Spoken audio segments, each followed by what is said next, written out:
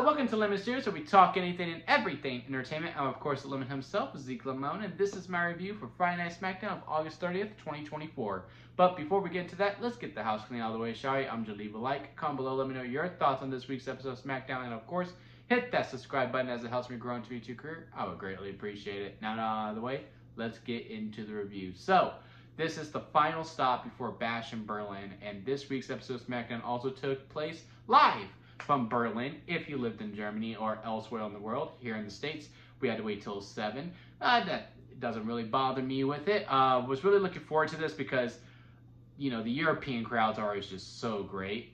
So I was really curious to see how Germany stacks up with the rest of them. I still think France takes the cake, but man, I just know that crowd is going to be raucous. You know, hearing Orton, Gunther's going to probably have home field advantage. I mean, the pop Cody had. And I guess we'll kick off with that too, since that's most likely going to kick off Bash in Berlin. Is Cody versus Kevin. They had a face-to-face, a promo off. I like the promo off. I kind of wished it was like a administrator, if you will. Someone in the middle who's like kind of like twisting the narrative to make them hate each other instead of them having this conversation and, you know, having this animosity come out. And I also wish this animosity was present throughout the whole entire program. Because first it was, you know, Cody was like, I don't want to face Cody. I don't think I deserve the title opportunity. To, okay, now I might hit him with a belt. And now it's like, well, what's up with your knee, bud? And I just wish, like, if this was a press conference type setting, if you will, and someone's like administrating the questions and say, hey, Cody, what do you think of this? Oh, hey, Kevin, what do you think of this? And like twisting a little bit, it would have been more believable to me. I just feel like we took step 1 and then we went to step 4. And now we're on step 8. Overall, the promo segment was really good. Look, the whole point of this was to establish that 1%. It's like, look, Cody, I know you have a bad knee. This European tour, you've been in the trainer's room and all that stuff. And I know it's messed up, and you get in the ring with me, and there's a prize to be fought for, and I will do whatever it takes to get that prize. I thought, again, Kevin Owens is one of the best. Cody Rhodes is one of the best. And again, the crowd was pretty into it. So the promo segment overall was good. I just don't like how we got there. Again, it just felt a little bit too quick. We'll see what happens. I'm more curious to see what happens post-match angle, because there are 2 ways to go about it. It's like, yeah, they fight each other. And again, you know, they like each other, but, you know, they want to prove they are the best. And Kevin is a prize fighter at the end of the day. So if he loses, I could see Kevin completely turning heel, and, you know, maybe we do a round 2 at Bad Blood. Or, man, he beat me. No, I am truly a changed man. I am not the same person that Waller accused me of 2 weeks ago. Let's hug it out and move on. So I still fully believe Cody's going to win. I mean, they try to implement the 1% with the whole knee injury. He's going to overcome it. It'll be a storyline within the match. And it is what it is. And I do think the match will be fine too. But again, the promo segment was good. I just think we skipped a few steps in order to get to this promo segment for the setting that they were in. Again, if it was a press conference style type, I think I would have believed it a little bit more. But with them just talking, like, it just really came from out of nowhere in some aspects of it. But overall, it was a fine promo segment. Again, just would have liked a little, you know, if that was step 8, I would have liked to see 7, 6, and 5 before we got there. Now, we'll move on into our mid-card, the one that kicked off this episode of SmackDown, LA Knight versus Ludwig Kaiser. It was nice to see him come out and get the hometown reaction. He had a good reception. Good promo, too. This Ludwig, he is someone we need to look out for. He might be a future, I don't know, a world champion, but I could definitely see him getting one of those mid-cards titles at some point, whether it be the U.S. or it's the Intercontinental when he's given the ball. He has good promo skills. His matches are very good. I think him and LA had good chemistry. That could probably be a future rivalry moving on down the line. And I like what we're doing in LA Knight, how we're basically redoing the John Cena Open Challenge, right? But we're calling it the Hit and Quit It Challenge, I guess, where he's like, all right, I beat Ludwig, now who's next? I can imagine, you know, every SmackDown we're just going to have open challenges. Again, because the main criticism with Logan Paul's title reign was that he never defended. So LA's like, well, I will. And I will do it consistently. So it's going to be fun. I think the match was absolutely fun. I liked it a lot. I thought it was great.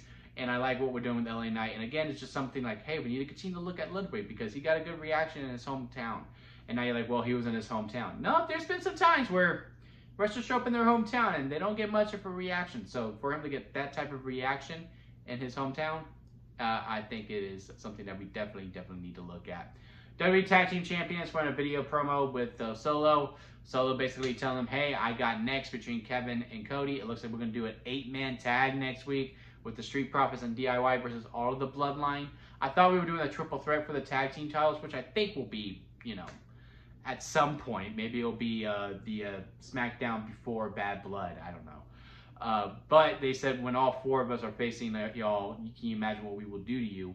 I assume we are doing this 8-man tag, which I think it will be fine. Bloodline will win, obviously. But now it's kind of like with Solo and the Blood, it's like just a clicking time clock of when does Roman get back so we can really start getting, because it does feel like he's kind of stuck. And I'm not really feeling Cody versus Solo round 2, to be honest with y'all. I'm kind of more intrigued if he faces a Randy Orton or a Kevin Owens. Or hell, get another face in there. I'm kind of digging this face versus face thing. I just need, a little bit more disrespect within it. You know what I mean? Like I said, going back to Kevin and Cody's promo, I liked it. There was some heat. There was some passion. It wasn't just, I like you. I like you too. I don't want to fight you, but I will. But you deserve this title shot. This whole, no, look, I respect you, but I am better than you. And I am going to prove that at the PLE. And it's like, well, no, I'm better than you, and I'm going to prove that. And I know I can beat you because of this and that. So, again, I'm more curious of them facing the faces as I am the heels. I don't know what that says about the heel division on SmackDown, but hey, it is what it is. But yeah, keep Solo away. Because I really don't need the Bloodline saga mixed in with the WWE title again until I guess Roman does get his inevitable rematch, even though I really don't want Roman near any titles either for a long ass time. But yeah, overall it was a fine promo segment. But we'll move on into the best of 7. Carmelo versus Andrade, another fantastic match. I swear they're just finding ways to top it each time. And I am very curious to see how we justify this best of 7 now that it's tied. Because obviously we get game 5, right? And whoever wins that one, they won. They won the series. So why continue since the best of 7 is not announced? So I don't know if next week's like, okay, look, y'all been fighting for a while. It's tied up. We're going to do a best 2 out of 3 falls as the final match. I don't know. Or, hey, we're just going to go ahead and announce, look, y'all have 3 matches left. And then that's it. And boom, boom, boom, here are the dates. And that's where we go. That's what I hope. Because, again, whoever wins Game 5 and Game 6 and 7 are not announced yet, I just don't see why we continue on. I won't complain, but just narrative-wise, when you beat someone 3-2 and there's no Game 6 or 7 on the schedule, why go on? Why give this person a rematch? Why keep fights? Like, damn, I already fought you 5 times. I kind of want something new. All right, I guess he was the better man. So announcing it will probably be best, but yeah, another fantastic match.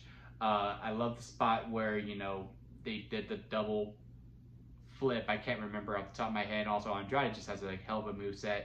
And again, Carmelo has to cheat to win. So he won Game 3 with, the surprise roll-up, 1, 2, 3. Then there was an exposed turnbuckle in this one. So maybe we're building up to, maybe Carmelo goes up 3-2 and he cheats again. And Andrade's like, no, I need this properly. And then he wins Game 6. And it's like, all right, Carmelo, can you win honorably? And then Game 7 he finally gets. And Andrade's like, all right, I guess it is your time. And then, they shake hands. I do fully expect Carmelo to win the best of 7 at some point. But I do think it is best if we go, all right, game 5, he wins by cheating. Game 6, Andrade wins with honor. And it's like, okay, well, can Carmelo win with honor? Blah, blah, blah. Maybe no DQ, so we get rid of all the excuses. And that's how Carmelo wins. But yeah, I'm really digging the storyline. Again, WWE has done a great job with not just building the PLEs, but having these storylines that are solely just being built on the shows themselves. And again, the roster is just really expanding for it. Raw is killing it. SmackDown, they're still discovering stuff. It's a very much a new faces, really. And they're really building them up, and they're doing them very well. Also, it looks like we're finally hitting the trigger on Grayson Waller, Austin Theory, because Austin's like, Grayson, why do you keep talking for me? I never said that about Baron. Now I got to fight with Baron. And, you know, I was just honoring you because, you know, you're my partner and all that stuff. It's like, well, you're saying they're deteriorating. I think we're deteriorating. So I don't think that tag team is around for much longer. This is a feud that's been building since, what, Elimination Chamber? Since February. It's been a long, long time coming. So whenever the Austin Theory face turn does officially happen, I think it's going to be a big moment. I think people are invested in it. Because I remember when, I just got done watching the episode of SmackDown, but when he goes, I think we're falling apart, you do hear the crowd go, ooh. So it's going to be really interesting to see. Now, we'll finish off within our main event, which is the women's street fight that closed out the show. Great match. Absolutely a lot of fun. Michin had a really strong showing. I think this was very much needed for her. I love the whole entire ending sequence. Again, teasing with Tiffany and Nia. Again, having the briefcases. She's like, this is a perfect opportune time. And she probably could have easily won this. She saw Nia's like, well, I don't want to betray her friendship. Puts Nia over. Bayley comes out. Maybe we do Tiffany versus Bayley for a little bit. Chelsea's always going to be looming in the wings, trying to make sure Tiffany is sabotaged. Nia, hell of a finish with the trash can. Really, really, really like what we did with the women's stuff. I just wish it was on the PLE. Look, I get it. WWE wants, you know, to beef up SmackDowns and Raws because they're gonna continue on these shorter match cards. Which again, I keep going back and forth on because I like them because every match is given time and every show has been great. Like, you know, if it ain't broke, don't fix it, right? But also, I'm like, you know, you could put 6 or 7 on there. And I think, you know, your women's championships should be defended on those PLEs. I think, sure, they were both defended on SummerSlam, but not Clash at the Castle. Money in the Bank, there was no women's title defense. And now this one, there is no women's title defense. And we had one on SmackDown. And again, the tag team titles have yet to be defended on a PLE since WrestleMania, for the men anyway. We do have the women's tag team championship match. And a good video promo from Bianca and Jade as well, you know, talking each other up, hyping each other up. I do fully expect them to win, and they probably should, because they made those titles seem important during that video. Like, it really does seem like those characters truly wanted those belts, which is what I need. I just need that. And again, they continue that post the PLE. Let them talk about how important these titles are, and they're just not accessories. Like, I know at the end of the day, that's truly what they are. But man, the way they were talking, like, look, we want to do this, we want to do that. We lost that, didn't know what our self-worth was. Now we're coming back with a vengeance. It's inevitable. We will be tag team champions again. Loved it. Got me hyped up. I'm really looking forward to the match. But yeah, I do fully expect Jade and Bianca to win. So yeah, overall, it was a fine episode of SmackDown. It was a go-home show. But again, look, these types of shows were supposed to make your excitement go from here to here. I didn't really get that, but I was already super excited for the show. So, you know, I can't really fault SmackDown completely for that. But yeah, overall, it was fine. I'll, you know, give it a positive review. I said, yeah, you can watch it. It's a good time. But yeah, it is, what, one more week left of Fox, and we're on to USA. And then we're on the road to Bad Blood. And I'm really looking forward to seeing what the storylines are as we build that card up. So yeah, until next time, guys, I'll see you here at Limited Studios.